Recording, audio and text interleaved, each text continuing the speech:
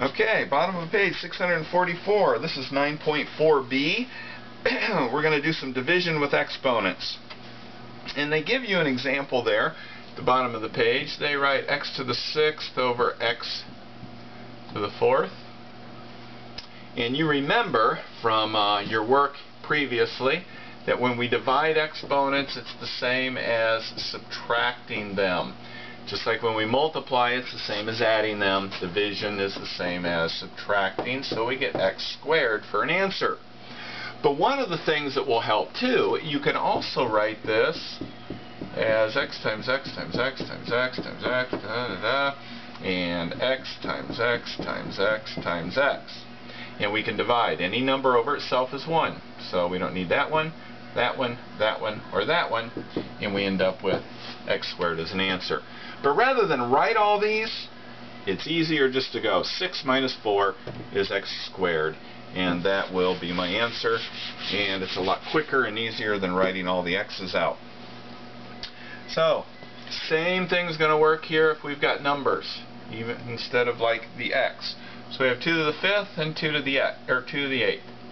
What that means is 2, because the bases have to be the same, don't forget that, 5 minus 8 equals 2 to the negative 3. I don't like this negative 3 up there, so that forces me to move my 2 and my 3 to its opposite position so that I can make that 3 positive. And because this is a 2, I can expand there, I can keep going, I can simplify that more. 2 times 2 times 2 is 8. So, this answer is actually 1/8. Sometimes they will write it for you horizontally, the equation, such as example 7 on the bottom of page 645. They'll write it as 10 to the minus 3 divided by 10 to the 5th, and you're going to rewrite this as 10 to the negative 3 over 10 to the 5th. The division sign looks like that, and makes it easier because now you know it's 10 to the minus 3 minus 5. Negative 3 minus 5. Remember, from way back in the olden days, if you had a negative 3 minus 5, you could write it like this, negative 3 plus negative 5. Signs are the same, we add, and we put the sign on. So we get 10 to the negative 8th, which is going to change to 1 over 10 to the 8th. And if you want to continue on with that, you're going to get 1 over a big honkin' number here, 1 over 100 million.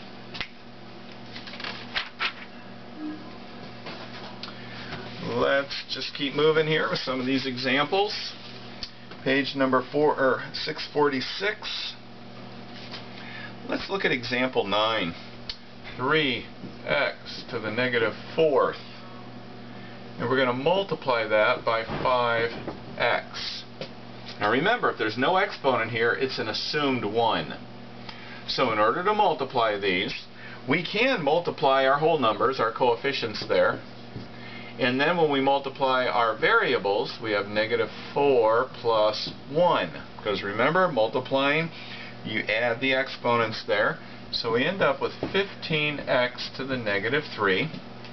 And we don't like that negative there, so the 15 is going to stay where it is. We can make a line here just to remind ourselves where all that stuff is. 15 stays where it is, but in order to make that positive, we have to move that x cubed down below, and that ends up being our answer. Alright, let's do that one final example on the bottom of page 646.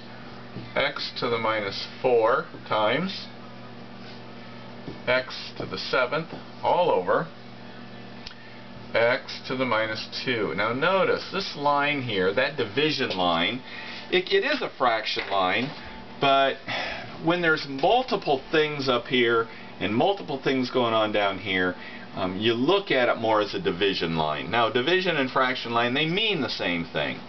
If we have the number 1/4, that is the same as 1 divided by 4 or 1/4. It means the same thing, but when you have it as a division line like this, it reminds you to do everything you can in the numerator, do everything you can in the denominator, and then do your division. but it's kind of a separation bar to keep you doing things in the right order and just to keep you from being confused. So we're going to do what's on the top first. X to the negative 4 plus 7. So we're going to put our x's together. Our exponents, when they're multiplied, are added, and that'll be over. We haven't done anything with x to the negative 2. Okay, so let's add these. And we get x cubed over x to the minus 2. Okay. At this point, we can do one of two things. We can decide that we don't like this negative down here, so we're going to move it up, and it will become x cubed times x squared. Okay, so it's not in the right position. It's supposed to be up here, so we write it that way, and we get x to the 5th. Okay, so that's one way of doing it. Another way that is just as right would be leaving it like it is and dividing. Remember, when you divide exponents, you subtract. Okay, so I didn't move anything. I didn't move this up here and multiply and then add my... All I did was subtracted this from this. So this would be, two negatives would be 3 plus 2 equals x to the 5th. Either way works. Either way's right. One is not necessarily easier than the other. I don't really see that one is more complicated or gives you more of a chance of making mistakes. It's just two different methods of doing it. So 1 to 26, they're multiplying. If you look at number 26, we've got 3 times 3 to the 5th times 3 to the negative 5. Let's make that look a little bit more like a 5th here. Okay, what you're doing with that is you're just adding exponents. Put a 1 there. So 3 to the 1, 6 minus 5 is 1. So your answer ends up being 3. Okay? In your division, 27 to 34, or actually 27 to 46, you're just subtracting the exponents from each other rather than adding like you do in the multiplication.